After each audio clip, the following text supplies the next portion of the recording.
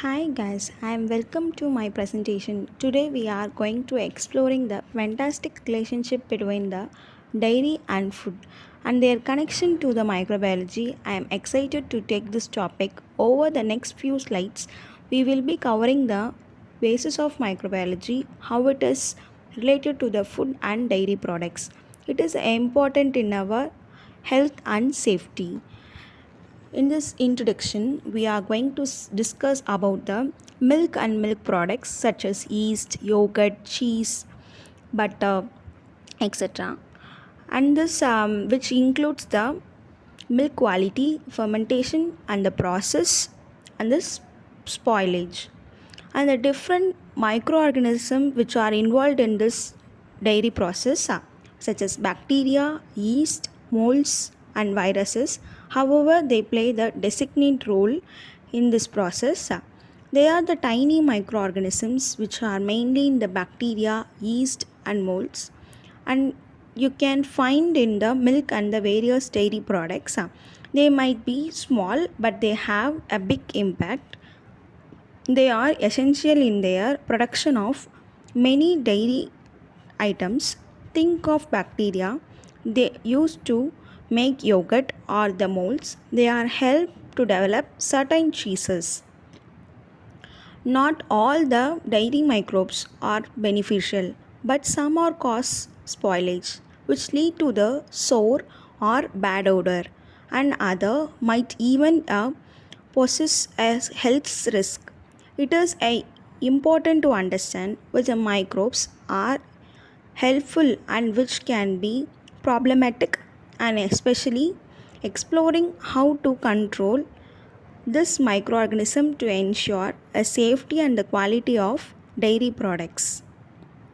Next, we are going to see about the what are the dairy microbes. That are very tiny organisms which are causes the beneficial to the dairy products, and some are harmful to the dairy products such as spoilage. Next, we are going to see about the research. The study of the probiotic bacteria in the dairy gut health. The probiotic are the living beneficial bacteria. When we are consuming the adequate amount, can support our digestive system overall well-being. The research is focuses on a understanding of the bacteria better, especially in the content of dairy foods, which are common source of probiotic. Next, we are going to see the improving the microbe for the better taste and the shelf life in the fermented products. The improving the microbes themselves to make the fermented dairy products taste better and stay longer. This means developing the stains not only to promote a health, but it can also improve the flavor and the shelf life of the product like kefir and fernic. And the classification is based on um, shape, temperature, oxygen requirement, role of milk and milk product, and the spoilage such as lactic acid bacteria, that is lactobacillus and lactococcus, and the spoilage bacteria which can spoil the dairy products, the organisms such as pseudomonas, bacillus, and some of the fungi and like molds and yeast also play the major role in the spoilage of the milk products. Next, we are going to see the classification based on the shape and then the temperature and then oxygen's requirement, milk products, and the causes of spoilage in the dairy microbiology. The firstly, we are going to see about the shape of classification is based off shape. First is cocky shape. They are spherical in shape. For example, Streptococcus, the bacilli, it is a rod shape. Lactobacillus, spiral shape, spirella. The shape is look like a spiral shape. In that, the microorganisms which are the dairy microorganism which has three different shapes, and the example microorganism were given. Next classification is based on the Trophilic bacteria. The bacteria, it is grown in the moderate temperature, that is 20 to 45 degrees Celsius. The psychotropic bacteria, that can be survived at very low temperature, that is 0 degrees Celsius. But preferably it is a mesophilic temperature. It is used for a milk spoilage, and it is growing during the refrigeration process also. The thermophilic bacteria, that are high temperature growing organism, that is 45 to 122 degrees Celsius, used in the dairy fermentation. Next one is thermodermic.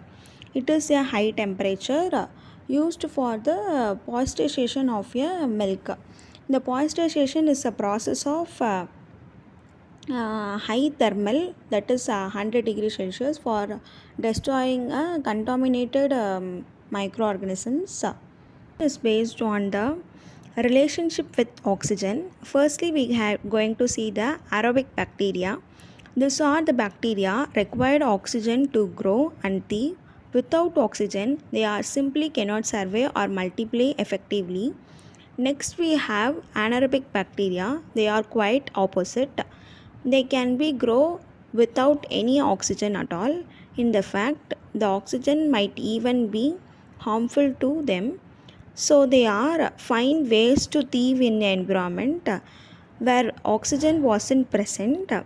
Then there are facultative bacteria. These are the pretty adaptable. They can be grow with or without oxygen. They have a flexibility to switch depending on what available in their environment, which can make their quite good. And understanding the classification of the different bacteria survey behave in a various environment, which the crucial role.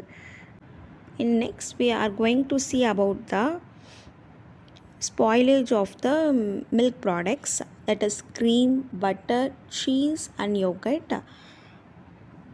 Starting with the cream, the spoilage is primarily caused by the organisms such as Pseudomonas, Aeromonas, Lactobacillus, and these are the bacteria can break down the fat and protein and leading the off flavors and curdling and undesirable odors.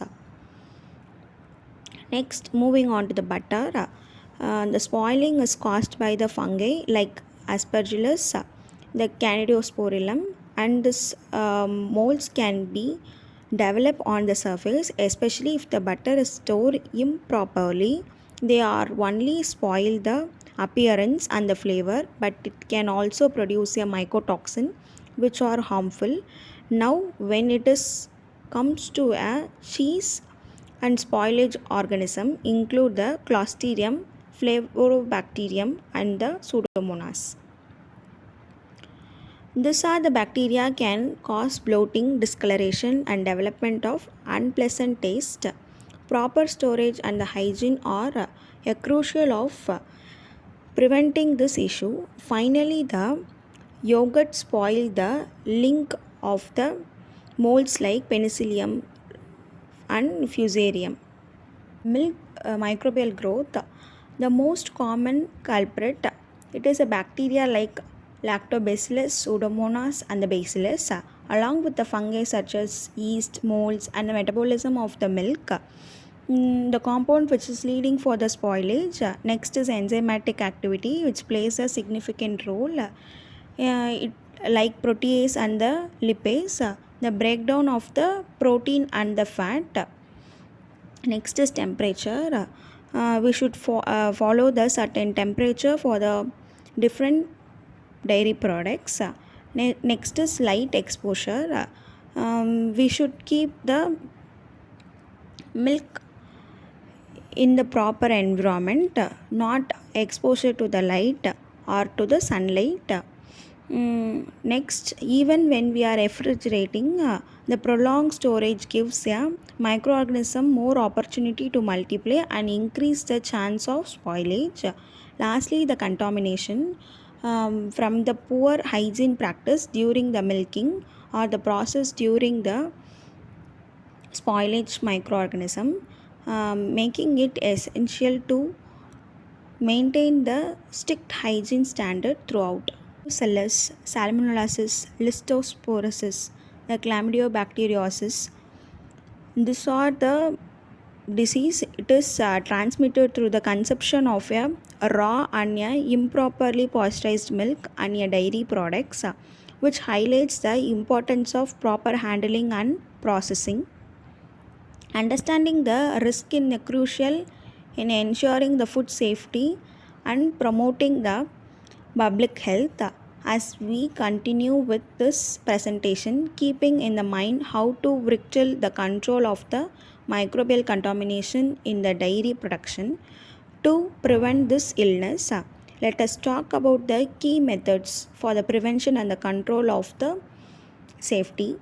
Firstly, the pasteurization. It is a crucial step. It is involved in the heating the milk just enough to eliminate many spoilage of microorganisms which are helping the to make the milk safer without changing its quality too much. Next is refrigeration.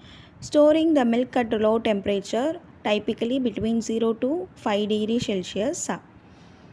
The strict hygiene through the entering the process, the milking process to the storage, it is absolutely essential. It is a good hygiene practice.